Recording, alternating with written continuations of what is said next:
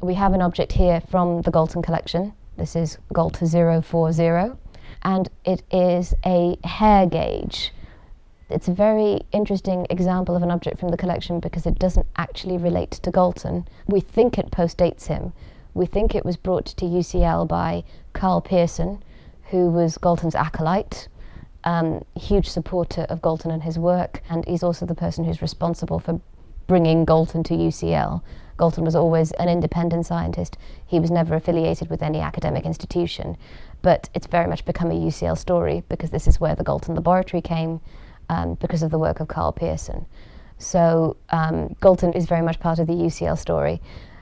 When the lab came here and Carl Pearson was running the lab, we think that this object came in relatively soon after that. It is a hair gauge that was designed by a German scientist called Dr. Eugen Fischer, who was attempting to use it as a means of establishing the relative whiteness or not of mixed race people in South Africa. Of course, the Germans had been in South Africa for a few decades at this point, and there were people of mixed race who were living there, and he was attempting to work out to what degree they were or were not white, or were not black, I suppose is probably the more balanced way to put that.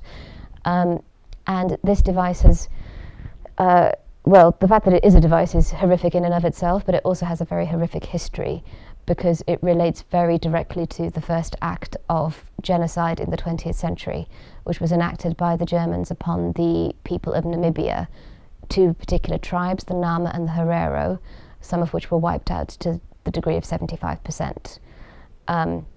So in terms of the history of the object, it's a difficult one to talk about. It's very poignant in terms of its history. And the very fact that it is here in the Galton Collection, regardless of the fact that it doesn't actually have anything to do with him because he wouldn't have used it, it's not to do with the kind of anthropometry that he was doing. But we know that Galton has a connection with Namibia because he was an explorer. In the 1850s, he mapped the area. So in terms of Western maps, there was a blank space there before he went there and spent 3 years mapping the geography of Namibia.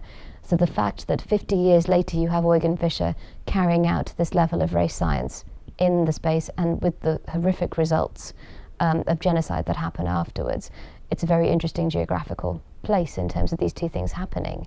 And again, it doesn't help in terms of trying to think about Galton in his own context and in terms of addressing the balance of the Galton Collection, because here you have a geographical connection.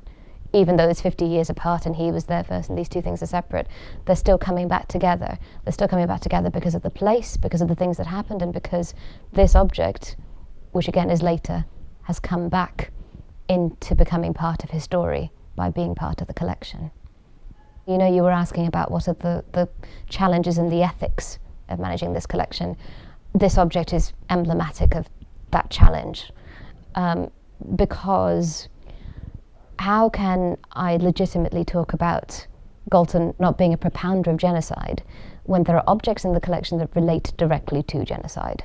How can I talk about him in terms of his own historic context when we know that it becomes conflated in 20th century history as well?